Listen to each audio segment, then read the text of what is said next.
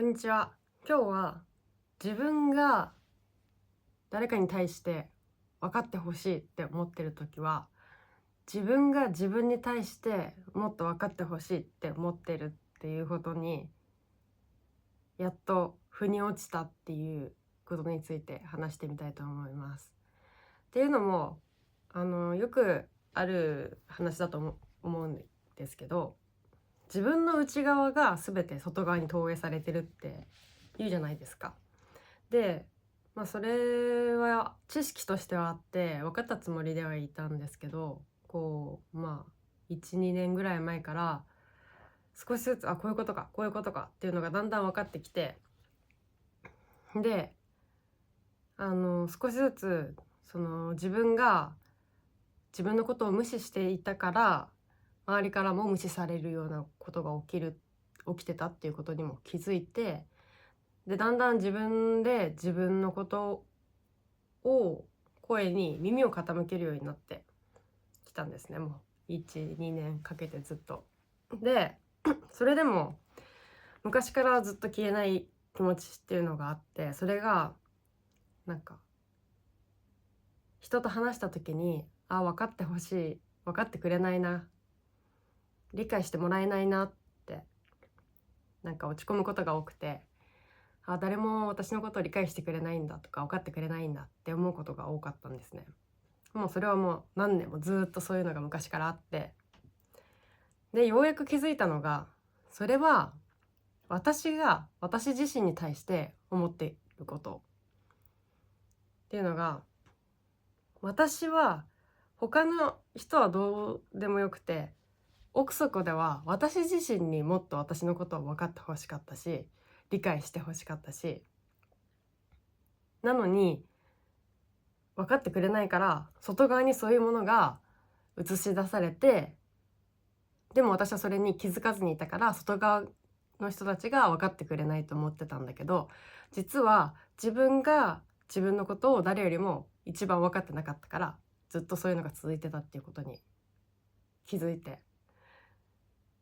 シェアしてみたいなと思った。っていうのも、私が外の人に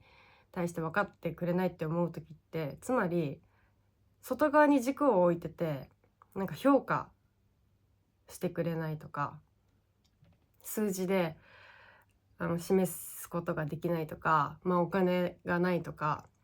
そういうものと自分の価値を結びつけてて、でだから自分に価値がないって自分で勝手に外の評価軸に自分を置いて、そこで評価されないもの、足りないものは価値がないっていうふうに思ってて、だから人が理解してくれないって思ってたんだけど、そうじゃなくて、私の本当の自分っていうのは、そんな外の評価軸どうでもいいから、そっち側に目を向けないで、私がもうすでに価値があるっていうことだし、私がそんなことを考えずに私の心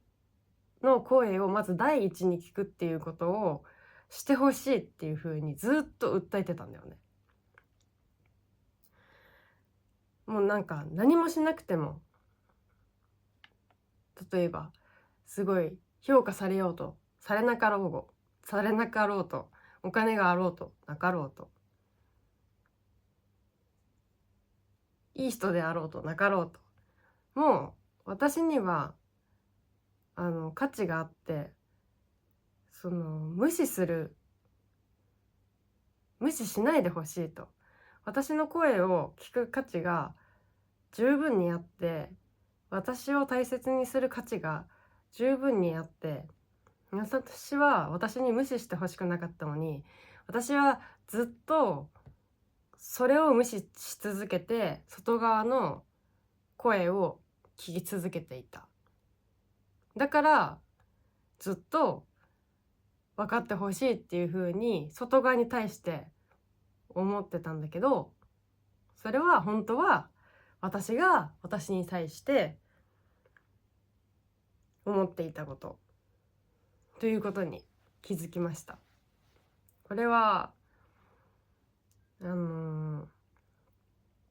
中の真理としてあり得ることなんじゃないでしょうかと思って、シェアしてみたら面白いかなと思って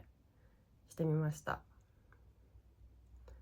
だからこの YouTube のとかポッドキャストも私は自分で実験って言ったけど、こうなんだろう、なんか前はね、数字が登録者数が増えないと自分に価値がないとか、世間で評価してもらえないとか、再生回数がいってないとなんか笑われるとかってなんか多分思ってたんだよね。でもそれも結局は外の評価で、そうじゃなくて私自身は私がこういうことをやってみたいから、それを私に叶えてほしい。もうそんなことをしなくても私やりたいことをやらせてほしい。そんな外側のことを私よりも優先するなんてやめてって言ってたんだよね。それでこのポッドキャストっていうか喋るのを始めてみて、でよりそれがすごいクリアに分かってきて、面白いなと思ってます。なんか自分を大切にするとかって難しい、し、でも自分を大切にするっていうのがもういかに重要かっていうのをもう親を見て学んできたので、もう親は全然自分を大切にしない人だったので、だから自分は絶対そういう風になりたいと思って、これがまず一歩かと思って、自分を大切にするっていうのはまず自分の内側の声に全て耳を傾ける。でもし自分をいじめてしまうならそれも受け入れて気づいてあげる。自分を今いじめちゃいたい気持ちなんだねみたいなにすることで、それも含めて受け入れることで自分を大切にするっていうことなのかなって思いました。なんかやっぱり答えのないことがほとんどだと思うから、世の中こういう答えのないことを考え続けるっていうのを今後もやっていきたいな、それでって思ってます。はい、今日はそんな感じです。ありがとうございます。